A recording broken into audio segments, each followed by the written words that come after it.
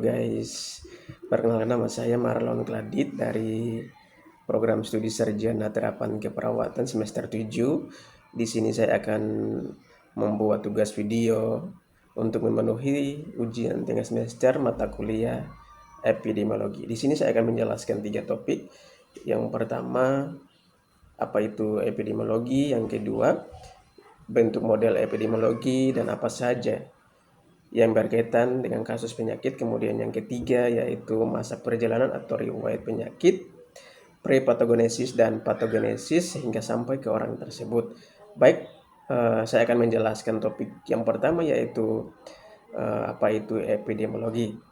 Jadi, epidemiologi didefinisikan sebagai ilmu yang mempelajari kejadian dan distribusi masalah yang terkait dengan kesehatan beserta determinan, yaitu faktor-faktor yang mempengaruhi kejadian dan distribusi tersebut. Kemudian yang kedua yaitu bentuk model epidemiologi dan model yang berkaitan dengan kasus penyakit. Jadi yang pertama yaitu model epidemiologi deskriptif, yaitu berfokus pada pengumpulan dan analisis data yang menggambarkan penyakit berdasarkan waktu, tempat, dan orang. Kemudian model ini bertujuan untuk mengidentifikasi distribusi penyakit tanpa mencoba menjelaskan penyebabnya. Contoh kasus, studi mengenai pola penyebaran demam berdarah dengue atau DBD di kota Sorong berdasarkan musim atau waktu, wilayah dengan genangan air atau tempat, dan usia atau jenis kelamin pasien. Data ini membantu memahami kapan di mana saja penyakit sering terjadi. Kemudian model yang kedua yaitu model epidemiologi analitik. Model tersebut ini digunakan untuk mengidentifikasi hubungan kausal antara faktor risiko dan penyakit. Kemudian contoh kasusnya studi kasus kontrol untuk memenuhi hubungan antara kebiasaan merokok dan risiko kanker paru-paru. Hasilnya dapat menunjukkan bahwa perokok memiliki risiko lebih tinggi terkena paru-paru dibandingkan non-perokok.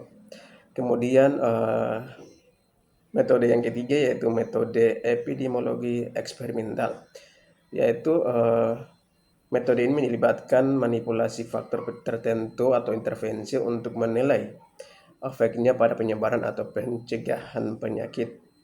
Contoh kasus, uji klinis vaksin COVID-19 untuk menilai efektivitasnya dalam mencegah infeksi SARS-CoV 2020. Kemudian yang ketiga yaitu masa perjalanan atau riwayat penyakit, prepatogenesis, patogenesis sehingga sampai ke orang tersebut. Yang pertama yaitu fase prepatogenesis. Fase ini terjadi sebelum penyakit berkembang dalam tubuh manusia.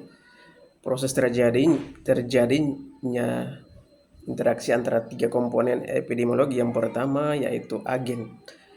Agen atau disebut penyebab penyakit yaitu virus, bakteri, parasit, faktor genetik atau gaya hidup. Kemudian yang kedua yaitu penjamu atau host, yaitu individu yang rentan terhadap penyakit dipengaruhi oleh usia, genetik, status imun, dan kondisi kesehatan. Yang ketiga yaitu lingkungan.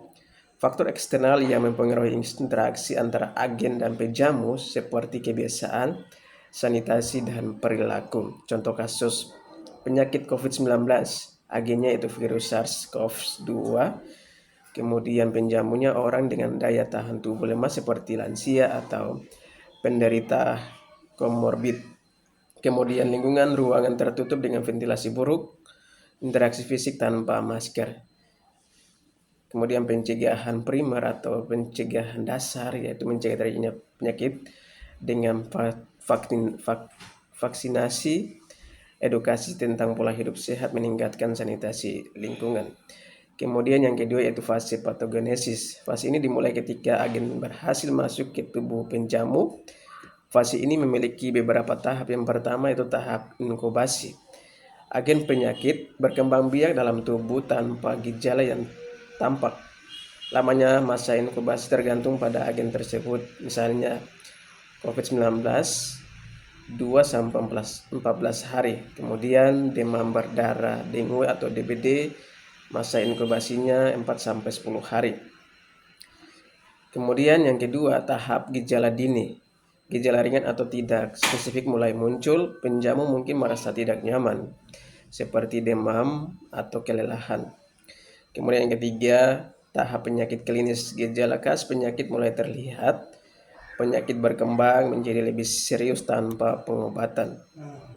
Contoh kasus COVID-19, gejalanya sesak nafas, demam tinggi, dan batuk berat.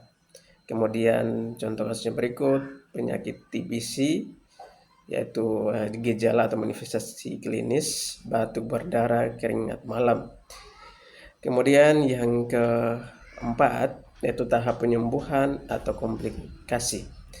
Penyakit dapat berkembang ke salah satu dari 3 kondisi, yaitu yang pertama, penyembuhan spontan, tubuh melawan penyakit secara alami. Yang kedua, pengobatan, melakukan intervensi medis membantu pasien pulih kembali. Kemudian komplikasi penyakit menyebabkan kerusakan organ atau kondisi kronis. Pencegahan sekunder, yaitu kelanjutan dari pencegahan primer, itu deteksi dini dan pengobatan. Yang pertama, screening untuk menemukan penyakit di tahap awal, kemudian obat antivirus, antibiotik, atau perawatan insentif. Baik, itu saja 3 topik yang saya akan menjelaskan terkait dengan epidemiologi untuk memenuhi ujian tengah semester mata kuliah epidemiologi.